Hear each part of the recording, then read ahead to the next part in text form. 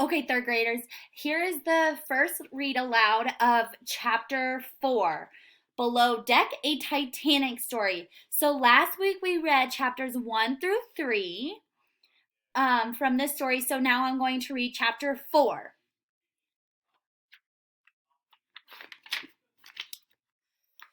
Okay. Chapter 4. As I read, your essential question is going to be what events would not have happened had Grace stayed on the main deck? So, as I read this story, chapter 4 today, make sure you're looking to see what would not have happened had Grace stayed on the main deck. Okay, chapter 4. It was just before midnight. The partygoers headed up through the hallways towards the main deck, and Grace followed them. A lot of other people from the first and second class decks were doing the same. On the main deck, a large crowd was quickly gathering by the rail. The night air was freezing, and the stars glittered in the dark sky above them. The sea was strangely calm, and everybody was looking up at something white and glittering and enormous drifting past this stationary ship. Grace had never seen anything like it. "It's an iceberg!" one man yelled. "We've hit an iceberg and we're going to sink!" People in the crowd looked around, worried, and started to mutter to each other. Surely this man was talking nonsense. Suddenly, the bow of the ship lurched downward with a terrible grinding noise. Moments later, one of the crew cried out that the captain had given the orders to lower the lifeboats. They were going to abandon ship.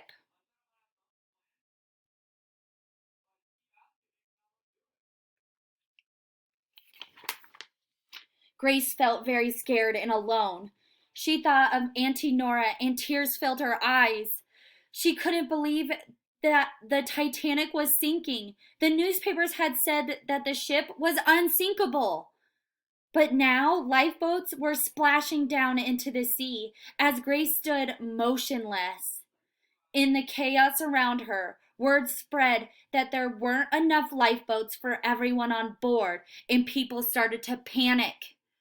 Soon there was a lot of yelling and screaming and pushing and shoving, but Grace couldn't leave the ship without Uncle Patrick's address and Auntie Nora's photograph.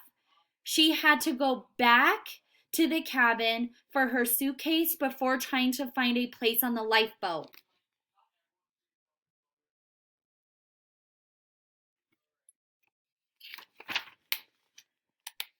When Grace reached the staircase leading down to the third class decks, she found they had been closed off. She had to go a different way, but soon she was lost inside the ship's maze of hallways. "Come on, think," she whispered to herself. "Now where do I go?" Just then the floor shook beneath Grace's feet, and the ship groaned and creaked around her. The lights flickered above her, tears streaming down Grace's cheeks as she realized she would have to leave her belongings behind and return to the main deck. She was running out of time, and she had never felt so alone.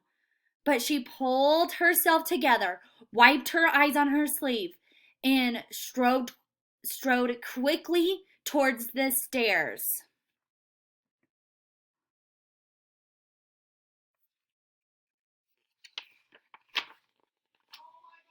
Getting back to the main deck wasn't easy though. All the hallways were at steep angles now, and in some places Grace had to pull herself along the wall as if she were climbing a mountain.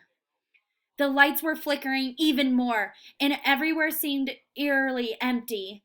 At last, she spotted someone ahead of her, a girl. As Grace got closer to her, she realized it was Catherine, the girl who had gotten her in trouble.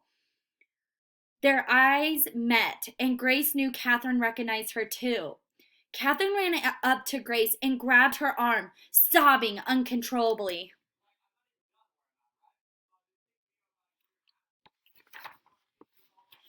Please, you have to help me, said Catherine, her voice cracking.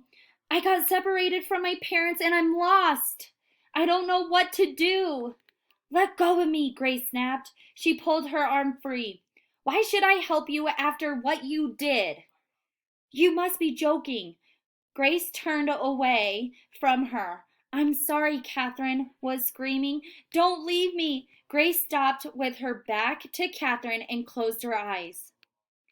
She remembered what Auntie Nora had said. You're too nice for your own good sometimes. That was true, but Grace also knew it would be wrong to leave Catherine here alone. She sighed and turned back. All of a sudden, the lights went out, plunging them into darkness.